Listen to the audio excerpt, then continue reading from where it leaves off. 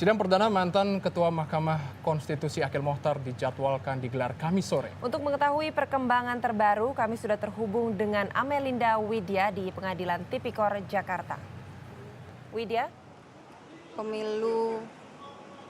Ya, Zivana dan Tommy, hari ini dijadwalkan akan berlangsung sidang perdana dari mantan Ketua Mahkamah Konstitusi yakni Akil Mokhtar di Gedung Tipikor. Ya, hari ini dijadwalkan memang sidang akan berlangsung pada pukul 15, namun hingga saat ini sidang juga belum mulai.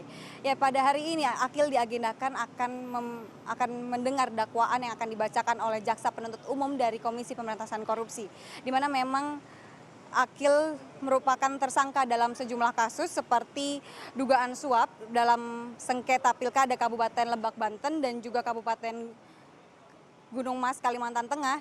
Yang kedua adalah dugaan penerimaan gratifikasi dan hadiah dari beberapa kepala daerah dalam pemilu kada seperti di Jawa Timur, Banten, Empat Lawang dan masih banyak lagi. Dan selain itu juga Akil menerima suap penerimaan gratifikasi untuk tiap pilkada. Dilansir mereka Akil menerima senilai 50 juta hingga 20 miliar. Selain itu juga ada dugaan pencucian uang di mana didakwakan bahwa Akil menerima suap saat menjabat sebagai hakim konstitusi sebesar 160 miliar dan juga saat menjabat sebagai anggota DPR sebesar 20 miliar.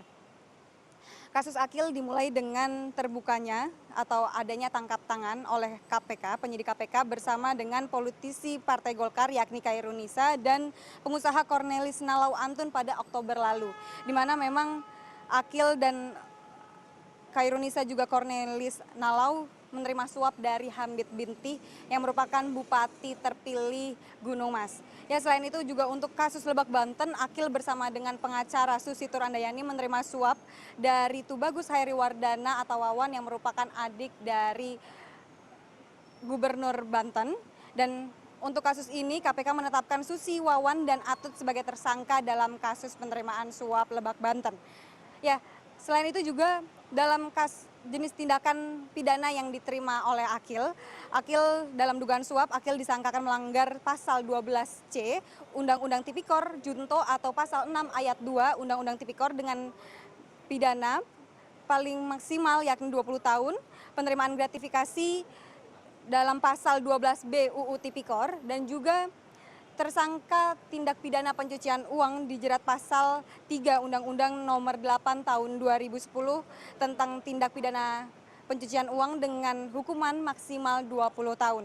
Ya, dalam sidang tadi, walaupun belum dimulai, namun terlihat Patrialis Akbar merupakan hakim konstitusi juga hadir untuk menyaksikan sidang dan memberikan dukungan terhadap Akil. Ya, Zivana dan Tommy.